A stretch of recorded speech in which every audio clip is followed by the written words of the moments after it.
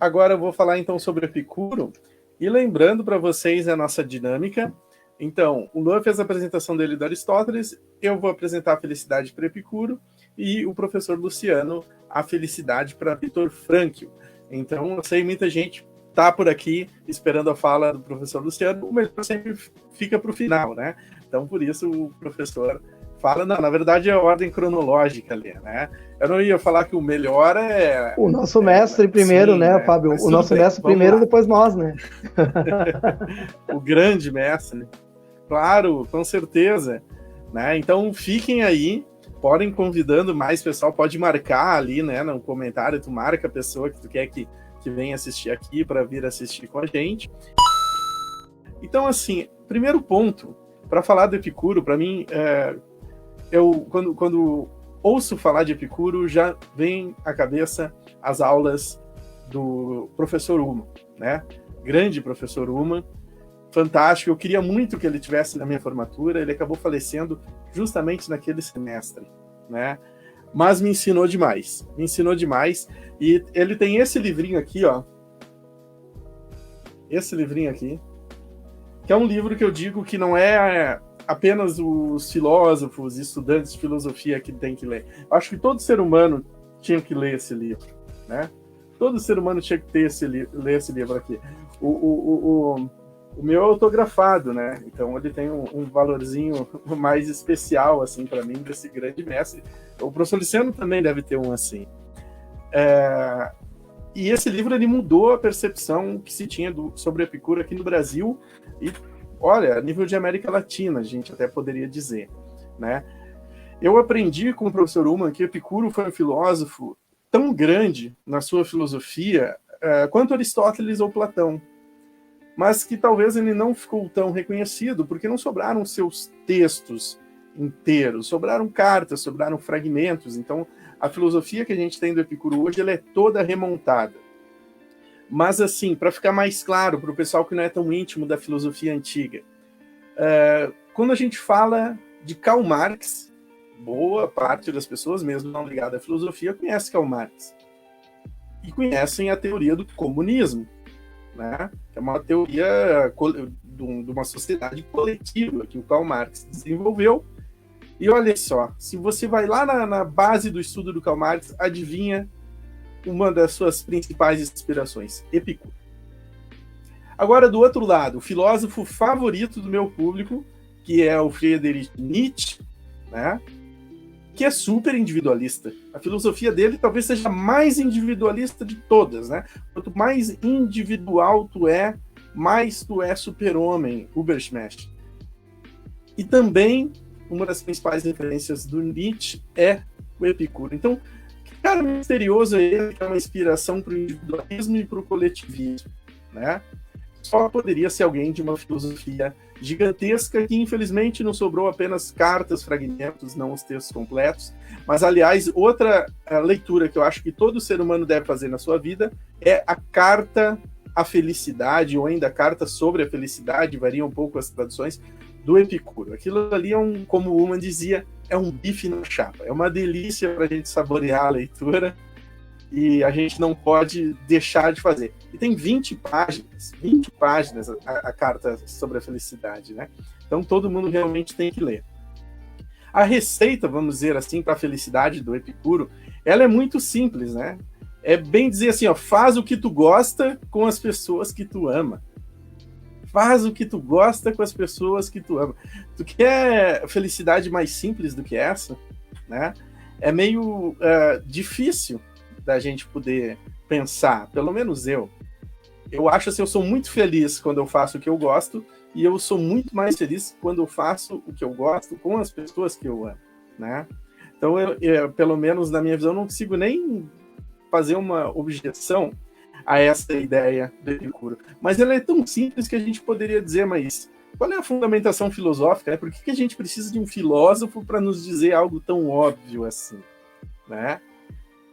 Porque o que a gente gosta, com quem a gente gosta, pode ficar algo muito focado no individual, e tem muita gente que gosta de coisa muito estranha, né? e quando vê aí, os gostos já começam a se atropelar, e as pessoas não vão se entender, então a gente precisa ir com um pouquinho mais de calma aí, né? A filosofia do Epicuro, ela muitas vezes é confundida com uma filosofia hedonista, né? Uma filosofia que é a busca do prazer pelo prazer. E essa era a visão errada que se tinha sobre Epicuro, que o grande professor Ullmann ajudou a desfazer. Na verdade, o Epicuro vai dizer que a finalidade do ser humano é o prazer. Que tudo que a gente faz é buscando prazer. Olha só, isso aí adianta Freud, adianta a psicologia moderna. Pena que não sobrou os textos completos. Mas a finalidade do ser humano é o prazer. Ele vai dizer que sim, os prazeres sentidos no corpo são os prazeres superiores, e tu dizer isso na Grécia Antiga daquela época era um tapa na cara da sociedade, que era só as questões da alma, da polis, das virtudes, né? Como o Luan acabou de falar ali referente ao Aristóteles, ele dizia que os prazeres são do corpo. Mas a gente tem que buscar o prazer do sábio, o prazer com sofia, o prazer com sabedoria, né? Que aí ele traz duas palavrinhas que são horríveis para nós, que é aponia e ataraxia. São tão horríveis que são até nome de doença, né? Literalmente falando. Mas o que é a aponia? A aponia é a ausência de dor no corpo, sabe? Se lembra lá quando... Tem uns aqui que estão assistindo que ainda tem 18, 19 anos, mas depois que tu passa dos 30, né? Tu ter ausência de dor no corpo, realmente não acontece. E me parece que cada ano que passa vai ficando pior, né? Então, a aponia, ausência de dor no corpo, e a ataraxia, ausência de dor na alma, que para os gregos é o conceito muito mais próximo de mente que a gente tem hoje. Então, se tu conseguir o prazer de não ter perturbações no corpo e na mente, tá? Esse é o verdadeiro prazer, é o mais nobre de todos. Tu tem que buscar em todas as tuas ações, no teu dia a dia. Então, para tu ser feliz, o primeiro passo aí para Epicuro é um termo bem contemporâneo, né, da gurizada, que é tu tem que ficar de boa. Epicuro, o professor Ullmann, né, com a sua sabedoria do século passado, ele colocou como o filósofo da alegria.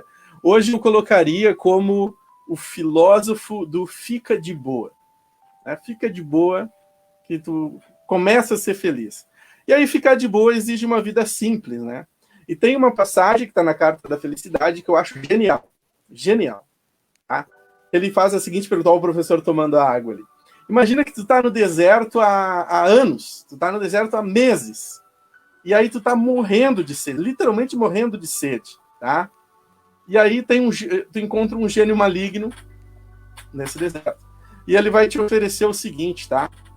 Tu pode tomar um golinho do vinho mais caro do mundo, um golinho do vinho mais caro e sofisticado do mundo, ou tu pode tomar aqui, ó, 2 litros de água morna, mais limpa.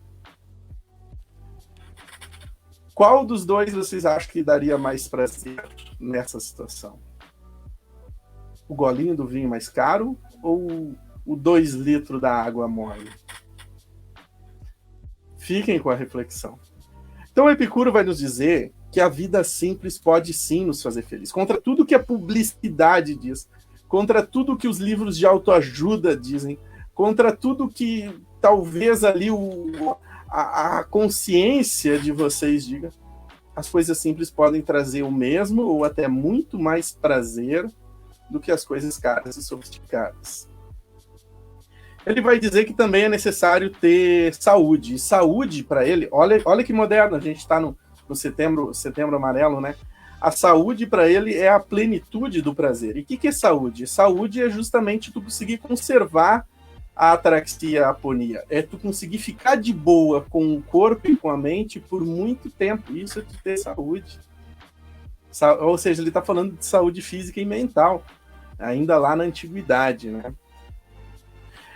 Ele vai dizer, né, que é necessário ter amigos, assim como Aristóteles dizia, para ser feliz, só que ele não faz concessões. Aristóteles classifica amizade por prazer, amizade por interesse. Epicuro vai dizer que amigos é as pessoas que tu gosta de estar com elas e tu se diverte com elas.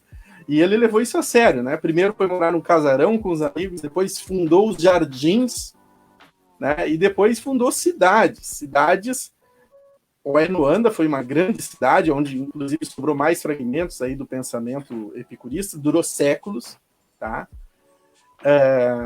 E é bem interessante estudar sobre Oenoanda, a questão econômica que ela tinha, o funcionamento, a organização social.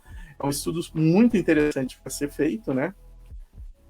E aí, por exemplo, já que eu falei de Oenoanda, uma das coisas mais incríveis do pensamento de Epicuro é que lá, antes de Cristo, ele tem uma crítica ao consumismo. Ao consumismo. E aqui vale até um adendo, né? Consumismo não é a pessoa que compra demais. A pessoa que compra demais é uma pessoa que tem muito dinheiro. E daí ela compra porque ela tem muito dinheiro para comprar.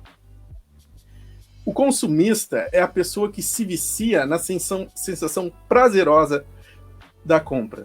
E passa a comprar coisas que ela não precisa, se endivida e muitas vezes sofre muito, sofre profundamente com isso, né?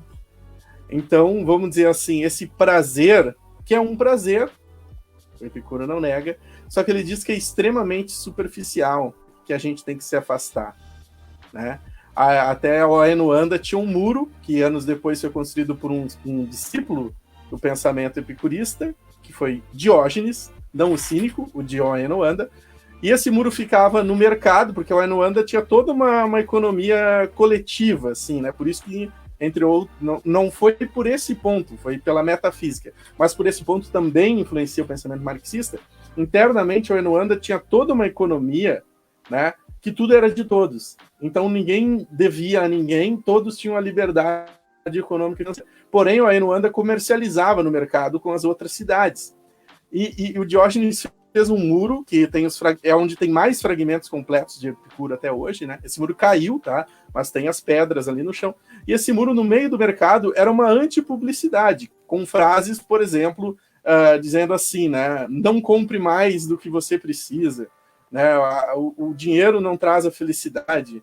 Os produtos te satisfazem, mas não te fazem feliz. Imagina tu ir num shopping e ter essas mensagens, né? Mais ou menos assim que essa cidade que nos primeiros séculos, né, principalmente século I, foi muito consolidada, tinha lá esses pensamentos Epicuro e essa crítica ao consumismo que o Epicuro fazia ainda lá na antiguidade, tá? A filosofia do Epicuro, pelo menos o que nos sobrou dela, né, eu poderia dizer que ela é formalista, ela nos traz fórmulas, né? Por exemplo, eu falei ali do ficar de boa, né? A aponia, tu evitar perturbações da mente, tu evitar perturbações da alma, né? E com isso, além, vamos dizer, dessa saúde física e mental, tá? A saúde física e mental, ela, vamos dizer assim, ela abre as portas para a tua felicidade, segundo o Epicuro, mas ela não é tudo. Tu precisa, nessa receita, tá? Tendo a saúde física e mental, teus amigos, tu ter liberdade, e a liberdade aqui no Epicuro ela é muito ampla. É a liberdade para tu pensar, é a liberdade para tu amar, é a liberdade para tu fazer o que tu quer, é a liberdade econômica e financeira para não depender de ninguém, não depender de nada, tá?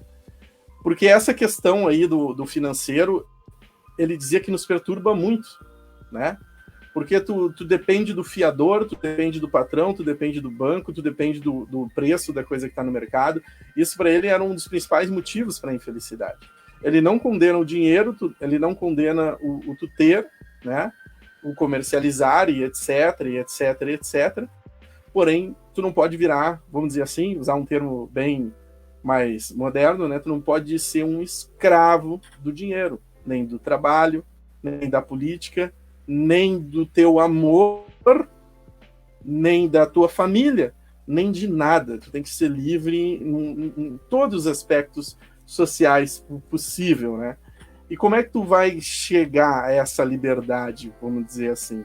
é com uma vida bem analisada, lá no sentido socrático. Ele resgata um conceito lá do Sócrates, porém pulando a formalidade do Platão e do Aristóteles, né? Então, eu acho isso muito interessante.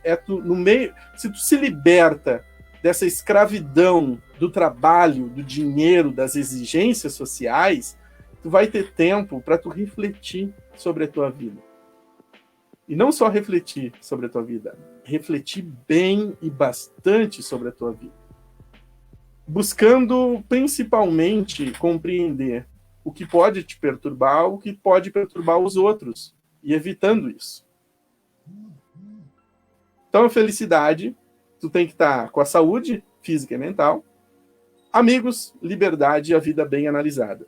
E aqui, como quase tudo lá na antiguidade, né, na filosofia antiga, felicidade está ligada com a tua vida política, como eu acabei de falar, né, com a maneira com que tu vive, tu se relaciona com as outras pessoas, mas também está relacionado, tá, com a ética. Então, a tua vida política, a tua vida ética tem tudo a ver com a tua felicidade, tá? Tem tudo a ver com a tua felicidade. E para a felicidade, o Epicuro também tem uma espécie de receitinha aí para a ética ligada à felicidade. Ele não faz assim leis, regras, né, assim mandamentos. Até tem um fragmento associado a Epicuro, que pelo que eu já estudei da filosofia dele, eu acho que provavelmente é do Epicuro mesmo, né? Que diz assim, né? Se Epicuro fosse criar uma única regra, essa regra seria o seguinte: é proibido comer, né, sentar para almoçar sozinho. É proibido. Proibido sentar para almoçar sozinho. Se for sentar para almoçar, tem que ser com teus amigos, para bater o papo, para descontrair. Essa seria a regra, a lei que o Epicuro criaria seria essa. Então, como é que tu pensa uma ética, uma moral sem leis, né? Bom, ele tem uma formulazinha que vai dizer o seguinte: tu tem que parar, nesses momentos que tu vai parar para refletir sobre a tua vida, tu tem que se perguntar se aquela tua ação vai te perturbar. Aquela tua ação, ela vai perturbar a tua mente depois? Ela vai perturbar o teu corpo depois? Tu fazer aquilo vai te perturbar mais ou menos do que tu não fazer? Então, tá no indivíduo aí a questão moral do Epicuro? Sim, começa no indivíduo. E talvez isso interessou Nietzsche. Porém, não termina no indivíduo, porque tu tem que fazer essa reflexão também em relação aos outros. Essa atuação, ela vai te perturbar mais ou menos? Vamos pensar como um imperativo categórico, assim, né? Vai me perturbar menos. Então, ok, ela passou no primeiro estágio. E essa atuação, ela vai perturbar mais ou menos os outros? Ela vai perturbar mais os outros. Opa, então é melhor não fazer. Ela vai perturbar menos os outros e menos a mim? Então vai lá e faça. Vai lá e faz, né? Então é uma ética muito simples, assim como a felicidade também, muito prazerosa.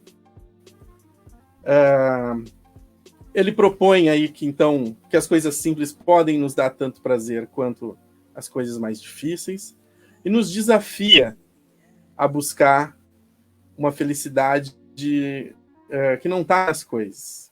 Uma felicidade, vamos dizer assim, que está dentro de nós e entre nós. E eu acho que isso é algo que a gente precisa levar em conta e com muita vontade, né? Levar em conta com muita atenção ainda nos dias de hoje, tá?